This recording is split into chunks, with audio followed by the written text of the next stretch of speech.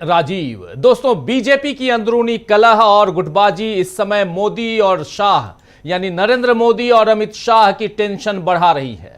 और आप जानते हैं कि लोकसभा चुनाव में उत्तर प्रदेश में बीजेपी का प्रदर्शन काफी कमजोर रहा। उसकी कई सीटों पर अब समाजवादी पार्टी और कांग्रेस का कब्जा है। योगी और मोदी यानी हिंदुत्व के इन दो फायर ब्रांड नेताओं के चुनाव प्रचार के बावजूद बीजेपी ने अपनी कई सीटें लोकसभा चुनाव में गंवा दी। स्मृति ईरानी जैसे तेज तर्रार नेताओं को हार का सामना करना पड़ा। यहां तक कि नरेंद्र मोदी भी बड़ी मुश्किल से अपने संसदीय क्षेत्र वाराणसी में जीत पाए। और इस शर्मनाक प्रदर्शन के बाद से उत्तर प्रदेश बीजेपी में मंथन का दौर चल रहा है कि आखिर इस हार की वजह क्या है। और इस मंथन के दौरान अब एक दूसरे पर बिना नाम लिए ठीकरा फोड़ने का सिलसिला भी शुरू हो गया है।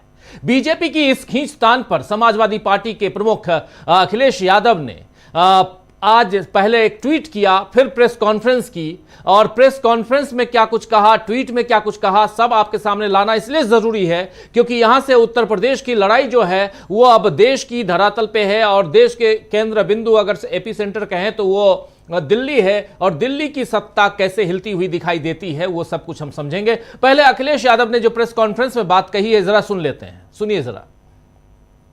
उसमें दोनों डिप्टी सीएम बुलाए नहीं गए, एक डिप्टी सीएम दिल्ली में मीटिंग कर रहे हैं, तो क्या कोई फेरबदल? कुर्सी की लड़ाई में जनता बहुत परेशान है। आप सोचिए, खबर ये आ रही है कि महिला ने अपने ऊपर जिंदा आग लगा करके जान दे दी। जिंदा है कि एक्सपायर हो गई? आप सोचिए, आप लोग खुद सोचिए कि एक महिला अपना न्याय मांगने गई और उसने आत्मदाह कर दिया और था नहीं मर। पुलिस वहां थी, प्रशासन क्या कर रहा था वहां पर? और इनके विधायक खुद आरोप लगा रहे हैं और मुख्यमंत्री खुद स्वीकार कर रहे हैं दलाली हो रही है। तो सवाल ये, जनता ये भी तो सुनना चाहेगी या जानना चाहेगी कि अगर मुख्यमंत्री महसूस कर रहे हैं कि दलाली हो रही है तो जो दलाली कर रहे हैं उन पर कार्रवाई क्या करना है? जिस विभाग के बारे में वो आरोप लगा रहे हैं वो विभाग तो सबसे करीब है उनके।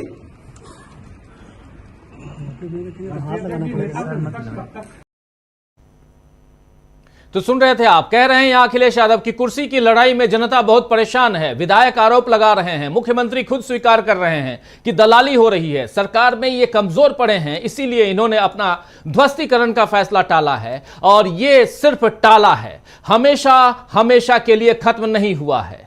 शिक्षकों की जो ऑनलाइन अटेंडेंस थी, इसके आगे वो बहुत सारी बातें कह रहे हैं, उसे वो स्थगित नहीं बल्कि निरस्त होना चाहिए। भाजपा के लोगों की कुर्सी की लड़ाई में पूरा एडमिनिस्ट्रेशन खत्म कर दिया गया है। ये सारी बातें यहां पर अखिलेश यादव कहते हुए नजर आए। और अखिलेश यादव ने इसके अलावा और भी बहुत सारी बातें कही हैं, जिसमें सबसे बड़ी बात वो कह रहे हैं कि सरकार कमजोर हो गई है, इसीलिए बौखला गई है। जरा वो भी सुन लेते हैं। सरकार यानी यूपी की सरकार कैसे कमजोर हो गई है, दिल्ली की सरकार कैसे कमजोर है और इसीलिए कैसे वो बौखला रहे हैं, ये सारी बातें भी अखिलेश यादव इस प्रेस कॉन्फ्रेंस में कह रहे हैं। सुन लीजिए जरा।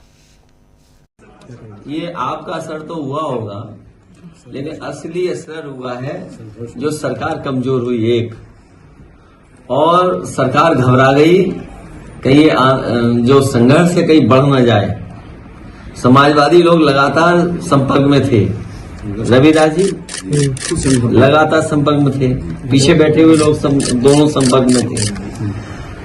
और आप तो हीरो निकले ही मुझे सुनने में आ रहा है, लेकिन उन्हें ये नहीं पता होगा कि आज तक को पैकेज कितना मिलता है। तो इसलिए ये सरकार कमजोर हो गई, इसलिए फैसला टाल दिया। क्या जो पहले जिन लोगों का घर उजाड़ा था, ये सरकार मजबूत होती तो इनका भी उजाड़ देती घर। तो किसने फैसला लिया था घरों को हटाने का? कौन लोग थे? क्या मुख्यमंत्री खुद थे? तो अब तो मुख्यमंत्री कह रहे हैं कि हम नहीं थे, अधिकारी थे। सरकार खुद फैसला ले रही थी और फिर उस सरकार से क्या उम्मीद करोगे जिस सरकार ने सबसे देश का सबसे अच्छा रिवर फ्रंट खराब किया हो। जो गोमती रिवर फ्रंट है वो देश का सबसे अच्छा रिवर फ्रंट होता है, तो उनसे कोई उम्मीद करोगे कि नाले पर रिवर फ्रंट बना रहे हैं? रिवर फ्रंट बनता है रिवर पर, नाले पर नहीं बनता है। आप मुझे ये बताओ, उस नाले का पानी साफ करने का क्या? तो यहां साफ साफ अखिलेश यादव कह रहे हैं कि सरकार खुद कमजोर हो गई है, इसलिए वो बौखला गई है। और इससे पहले अखिलेश यादव ने एक ट्वीट भी किया था, और ट्वीट में क्या कुछ कहा जरा वो भी आपके सामने लेके आता हूं। यहां पर अखिलेश यादव कह रहे हैं कि भाजपा की कुर्सी की लड़ाई की गर्मी में, भाजपा की कुर्सी की लड़ाई की गर्मी में उत्तर प्रदेश में शासन प्रशासन ठंडे बस्ते में चला गया है। तोड़ फोड़ की राजनीति का जो काम भाजपा दूसरे दलों में करती थी, अब वही काम वो अपने दल के अंदर कर रही है। इसीलिए भाजपा अंदरूनी झगड़ों के दलदल में धंसती जा रही है। जनता के बारे में सोचने वाला भाजपा में कोई नहीं है, ये बात कह रहे हैं अखिलेश यादव। और जनता के बारे में सोचने वाला भाजपा में अब कोई नहीं है। हालांकि केशव प्रसाद मौर्य ने अखिलेश यादव को जवाब दिया है। केशव प्रसाद मौर्य इसके बाद ट्वीट करते हैं और इसी मसले पर लिखते हैं कि सपा समाजवादी पार्टी बहादुर श्री अखिलेश यादव जी, भाजपा की देश और प्रदेश दोनों जगह मजबूत संगठन और सरकार है। सपा का पीडीए धोखा है। यूपी में समाजवादी पार्टी के गुंडा राज की वापसी असंभव है। भाजपा 2027 विधानसभा चुनाव में 2017 दोहराएगी। ये बात लिख रहे हैं फिर एक बार डबल इंजन सरकार, ये बात लिख रहे हैं केशव प्रसाद मौर्य। अब दोस्तों, केशव प्रसाद मौर्य सत्ता में वापसी का दावा तो कर रहे हैं, लेकिन अपने जवाब में वो इस बात को स्पष्ट नहीं कर पा रहे हैं कि योगी ने समीक्षा बैठक में अति आत्मविश्वास के कारण हारने वाली जो बात कही थी, उस पर क्या वो सहमत हैं। क्योंकि याद कीजिए कि योगी आदित्यनाथ ने अभी रविवार को ही कहा कि उत्तर प्रदेश में भाजपा इसीलिए हारी है इस लोकसभा चुनाव में, दूसरे नंबर पर चली गई क्योंकि उसमें अति आत्मविश्वास आ गया था। क्या ये बात, इस बात से केशव प्रसाद मौर्य सहमत हैं?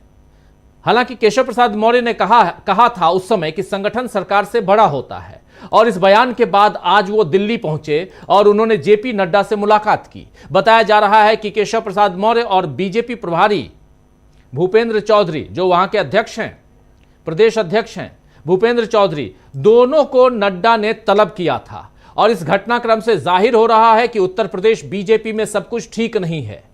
बीजेपी चाहे दावे कर ले कि वो पूरी मजबूती के साथ खड़ी है, लेकिन जिस तरह से उसकी कमजोर कड़ियां सामने आ रही हैं, उसमें अरविंद केजरीवाल की वो बात सच होती हुई दिखाई दे रही है कि अब शायद योगी की सीएम की कुर्सी पर खतरा मंडरा रहा है।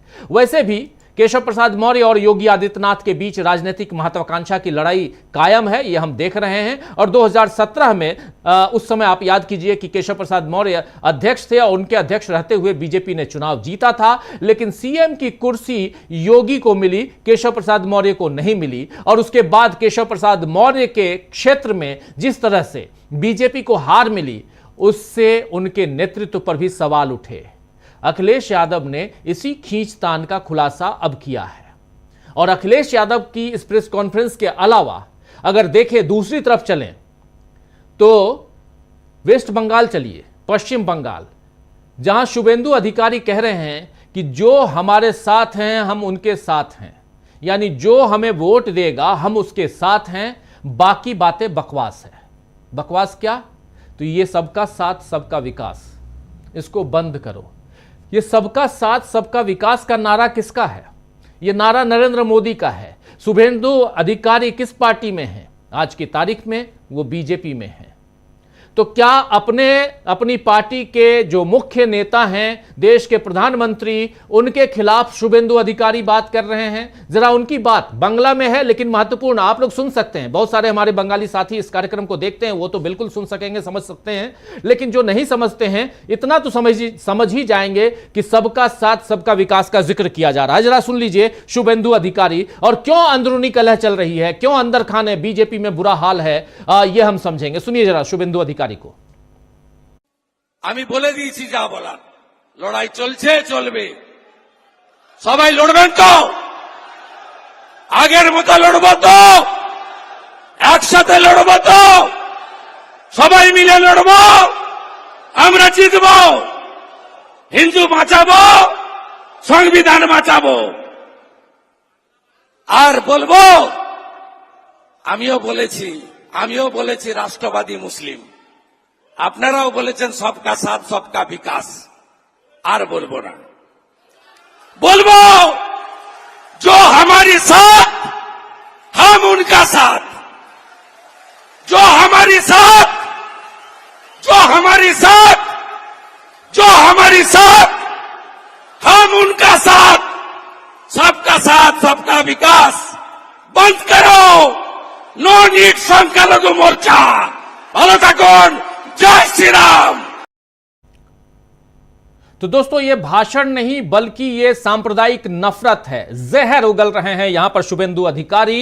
और ये न सिर्फ अपने मुखिया और इस देश की परंपरा, मुखिया छोड़ दीजिए, इस देश के ताने बाने को तोड़ने वाला यह भाषण दे रहे हैं, जहां ये साफ साफ हिंदू और मुसलमान के भेद को बढ़ा रहे हैं, अंतर को बढ़ा रहे हैं जो उनकी पार्टी करती आई है। और खुलकर एक मंच से यह ऐलान कर रहे हैं कि कोई सबका साथ सबका विकास नहीं, जो हमारे साथ हम उनके साथ। यानी जो आपको वोट देगा, आप क्या उनके प्रतिनिधि चुन के गए हैं जिसने आपको वोट दिया है, या आप उस क्षेत्र के प्रतिनिधि बन के गए हैं? ये इन जनप्रतिनिधियों को समझना होगा, और समझना उन लोगों को भी होगा जो इस देश के नागरिक हैं और जो समझते हैं कि हम इनको वोट दे रहे हैं तो ये हमारा विकास करेंगे। ये विकास नहीं बल्कि आपका विनाश करेंगे, ये आप जान लीजिए। और इसीलिए यहां जरूरी है कि ऐसे लोगों को आइडेंटिफाई करें, और ऐसे भाषण को आपके सामने हम इसलिए लेके आए, ये नफरती भाषण है, और इस नफरती भाषण का जितना ज्यादा आप विरोध कर सकते हैं तो कीजिए। लेकिन बीजेपी के अंदर बवाल मचा हुआ है और उसका बुरा हाल उत्तर प्रदेश से लेकर सब जगह